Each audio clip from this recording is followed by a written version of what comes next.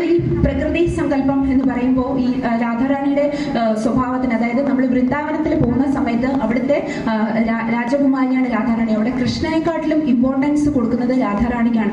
അതായത് നമ്മൾ രാധാറാണിയെ പറ്റി പറയുന്ന സമയത്ത് ഭഗവാനാണ് ഏറ്റവും കൂടുതൽ സന്തോഷിക്കുന്നത്. അതുപോലെ ഭഗവാനെ പറ്റി പറയുന്ന സമയത്ത് രാധാറാണിയാണ് ഏറ്റവും കൂടുതൽ സന്തോഷിക്കുന്നത്. അപ്പൊ നമ്മൾ ഈ വൃന്ദാവനത്തിലെ വൃന്ദാവനത്തിലുള്ള ആളുകൾക്ക് രാധാറാണി, നമ്മളവിടെ രാധേ രാധേനെ പറയത്തുള്ളൂ.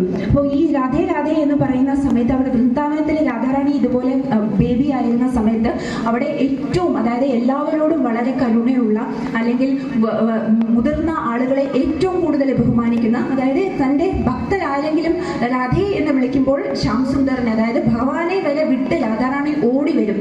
ഭഗവാൻ ഓടി വരും. അതായത് ഭഗവാൻ കരുണാമയനാണ്, സർവശക്തനായ ഈശ്വരൻ. പക്ഷേ കൃഷ്ണനെക്കാളും ഒരുപാട് ഒരുപാട് ഒരുപാട് ഉയർന്ന നിലയിലാണ് രാധാറാണിയുടെ കരുണ വരുന്നത്.